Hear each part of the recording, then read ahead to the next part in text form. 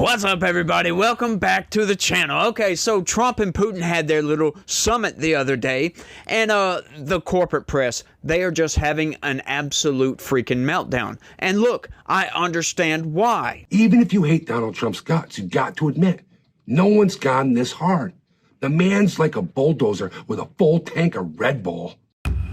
With moves like this, Trump is setting himself up for iconic status. If he was a movie character, he'd be Rambo. But instead of running around the jungle with like explosive arrows, he'd be dropping tariffs on global markets like antimatter bombs. So the meltdown continues, folks. Check this out. Putin backs Trump's claim that the Ukraine war would not have happened if he'd won the 2020 election. Oh, this right here is another reason why the left and Democrats and the corporate press, they're all melting down. This is nightmare fuel for these people. They don't want reality to come to fruition. They don't want to admit that the Biden administration was completely and utterly detrimental to this country's facilitation of peace all around the world. That is right, folks. They did not want peace. They wanted this war. They wanted to fuel the military-industrial complex. They wanted these things to happen so we could have somewhere to fight. I mean, the Biden administration completely dropped the ball in Afghanistan, so they had to do something, right? Maybe this was their opportunity. Maybe, just maybe, that they could come in and save the Ukrainian day. Maybe that's what they thought was going to happen. Maybe that's why they allowed this war to start in the first place, folks. This is a fascinating article, and let's go ahead and get into this. Russian President Vladimir Putin said he had agreed with Donald Trump's claim that the war in Ukraine would not have ever even begun if he had not lost the 2020 election and was serving as president when the campaign began instead of former President Joe Biden. I can't confirm that, Putin said at the tail end of the press conference that took place Friday evening after the pair met for a summit at Joint Base Elmendorf-Richardson in Anchorage, Alaska. Trump made the assertion multiple times on the campaign trail and continued saying it after he took back the White House. Trump has faced pushback on the claim, as well as on claims that Ukraine instigated the war's inception and the Biden administration failed to do things that could have thwarted it from beginning in the first place. That is right. They did absolutely nothing. Well, I mean, what did Biden actually do? He said, oh, I'm going to threaten sanctions if they go into Ukraine. So basically what he was saying is he was going to allow for Putin to invade and not do anything. He didn't call for some sort of peace negotiations. Hey, let's have some sort of summit. Let's talk this over before you do this. There was no buildup of NATO troops. None of that. He just said, oh, we're going to issue some sanctions. And that's it. Well, sanctions? Are you freaking kidding me? Like, is that all you're going to do? And it was very, very weak messaging, right? They could have sent an ambassador, something to Russia. They had almost no contact, come to find out, with Putin's administration, if you will. Now, look, I get it. He's not the best guy, right? We all over here in the West, we kind of view Putin as, you know, a dictatorial scumbag, if you will. But look, we can't ignore the fact that this guy is the president of one of the largest nations in the world. You have to work with these people, right? Especially when he's not a pariah, for crying out loud, not like, I don't know, let's say Mao Zedong or Stalin or somebody like that, or Kim Jong-un, for crying out loud, or Maduro. Sure, Putin might be a bad guy, but he's not that bad. Let's be honest about this, okay? Sure, he's got his problems, but he's way better than a Maduro type and Kim Jong-un, for crying out loud. His country at least has some sort of semblance of democracy, if you will, right? Like some sort of semblance that the citizens there are free. There was an interesting statistic I saw that the amount of people arrested for social media posts, and they strictly compared the UK to Russia. The numbers were insane. I don't remember the exact numbers, but basically UK had arrested, I think it was around 10 times the amount of people for speech than Russia did. That's a fascinating statistic, don't you think? Now, I'm not trying to be some Putin apologist over here. Like I just said, I still think he's a dictatorial scumbag.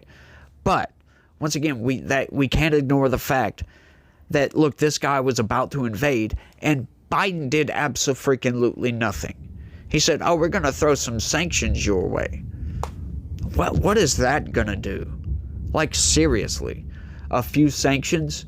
And I don't think those sanctions were very, very effective myself, because I remember covering, week after week after week after week. I would get, say every other week, I would get these news articles. Oh, Biden's imposing more sanctions. And the rhetoric behind it was always, oh, this is the heaviest, the mostest sanctions we can impose on Russia. Every 2 weeks for some reason. It got to be a running joke on this channel. Oh, like, here we go again. He's imposing the mostest sanctions he could ever impose. It's like at some point, the rhetoric runs out and people just don't believe you anymore. But let's keep going with this. I always get side-railed, if you will. I'd like to add one more thing Putin said as the two heads of state provided remarks to the press, according to a translation of the Russian president's address. I'd like to remind you that in 2022, during the last contact with a previous administration, I tried to convince my previous American colleague that the situation should not be brought to a point of no return when it would come to hostilities. And I said it quite directly back then that it's a big mistake.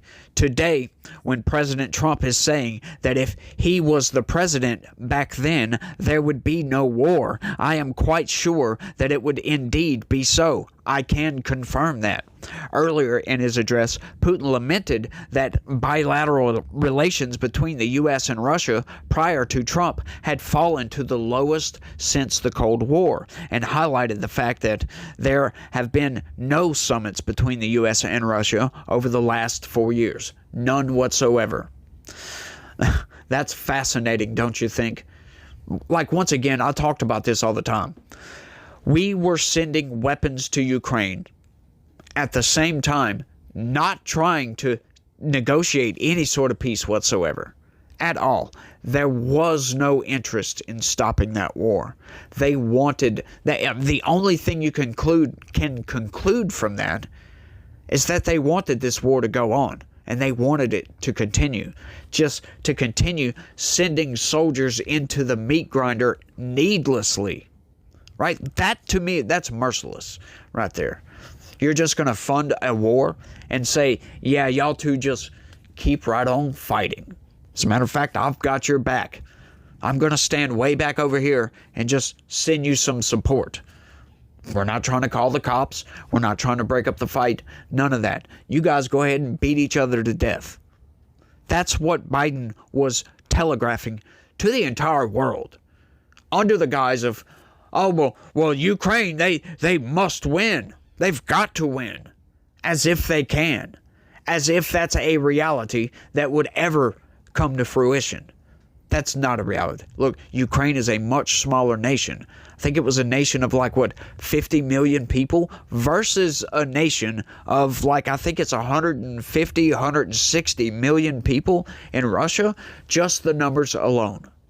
There's no way Ukraine could win. That is notwithstanding the vast difference in military strength, for crying out loud. The fact that Russia has nukes, Ukraine does not. The fact that Russia has much newer, much better military technology. They have the capability to manufacture technology. They have China as an ally that can supply them with military technology if they need to. None of it made any sense. That we were supplying funds to a war that had no hopes of winning. They had absolutely no hopes of winning. Talking about Ukraine, which it's just absurd, y'all. That's not benefiting our countries and the world as a whole, Putin said, adding that it was apparent that sooner or later, U.S. and Russia had to amend the situation to move on from the confrontation to dialogue. Meanwhile, Putin praised Trump for his strive to get to the crux of the matter and to understand this history, referring to the backstory surrounding the war. He called the commitment precious. The Russian president also remarked during his address that he hopes this new chapter of foreign diplomacy under Trump will help us rebuild and foster mutually beneficial and equal ties at this new stage, even during the hardest conditions. Overall, me and President Trump have built a very good business-like and trustworthy contact, and we have every reason to believe that moving down this path, we can come to the end of the conflict in Ukraine, Putin said Friday. The optics of Trump's meeting with Putin were slammed by critics who compared the scene Friday to when Ukrainian President Volodymyr Zelensky met with Trump at the White House. The infamous meeting saw Zelensky publicly argue back and forth with Trump and other top leaders in the administration as President Trump criticized the Ukrainian president for his approach to ending the war. Biden couldn't have stopped it. Zelensky couldn't have stopped it, and Putin should have never started it, Trump said in April about the war in Ukraine. That is right. Trump is correct. Putin should have never started it. Zelensky should have never come into the White House, not in Trump's house, and demand you're going to feel the effects of this war. He's coming after you next. That's basically what he said. Donald Trump took that as a threat from Zelensky. I'm sorry, look, you don't come into the White House and then threaten Donald Trump. That may have worked under Biden because they wanted this war to continue for some reason. So he's just going to brush right over that threat. Donald Trump wants peace. That is not the attitude you have when you want peace. Once again, folks, all of the critics, they're going to get up and say, oh, well, Trump's just a Putin puppet. Is he? Is he really just a Putin puppet?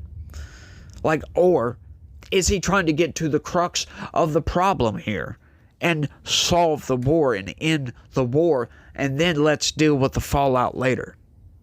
Is it that? Or is it just, let's just default to he's a Putin puppet, a Putin apologist, for crying out loud? None of the reasons why the war started matter. None of that matters. Ending the war matters. Then we can reconcile after the fact. But getting the fighting stopped is all that matters to Donald Trump, and he's going to do everything he can to do that. He's been working tirelessly to end this war, and as a consequence, you call it a side effect, if you will, peace has broken out all over the rest of the world because of it, right? He's already solved 6 different conflicts, for crying out loud.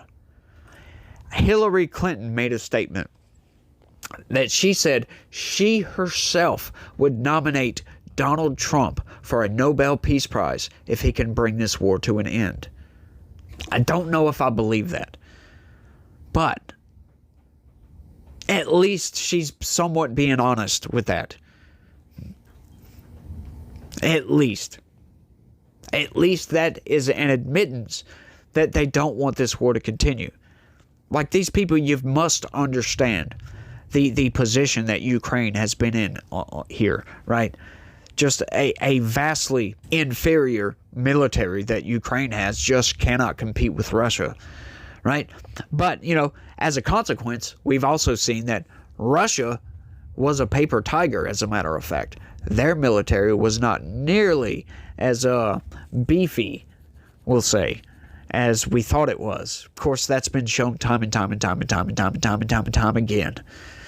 Ever since that one Russian pilot flew to Japan and American fighter jet engineers got their hands on, I think that was a MiG-25, I think. Y'all let me know down in the comments. They got their hands on that MiG-25 and saw that it was, we've got some problems here, y'all. This is nowhere even close to as technologically advanced as the F-15 that was being developed at the time. Yeah, so they kind of knew then that Russia was kind of a paper tiger. But their military gets built up and built up and built up. That's why I always say this rhetoric that, Putin's he's just a El Conquistador, if you will, and he just wants to conquer. He's going to go into Poland next, I promise. We promise. And what's fascinating is people will parrot that rhetoric and not even think twice about it. Not even think, do they have the capability to do that? Do they not think that will trigger Article 5? And that would mean the demise of Russia. No, they don't think about that because it's all about fear-mongering. They just want your support in funding the military-industrial complex. I've had viewers, John, that come out outright and said, oh, we like funding the military-industrial complex. I don't personally. I mean, look, I like us having a strong military, but we don't have to throw Ukrainian soldiers into a meat grinder to fund our military-industrial complex. For crying out loud. Our Department of Defense has a $1 trillion budget just about. $1 trillion annually. I think they could survive, folks. And selling weapons to the rest of the world, which is our main export, I do believe, outside of the fossil fuel industry. It's insane, y'all. But I think I've rambled on for long enough. Y'all let me know what y'all think about all this down in the comments section. Shout out to Bear Jags for supplying that clip at the beginning of the video. Y'all go check him out. Y'all smash the like button for me if you don't mind. I would greatly appreciate that. Subscribe if you're new around here. Share this video anywhere and everywhere you can. And always remember, guys, that God is with us always. He loves each and every one of you out there.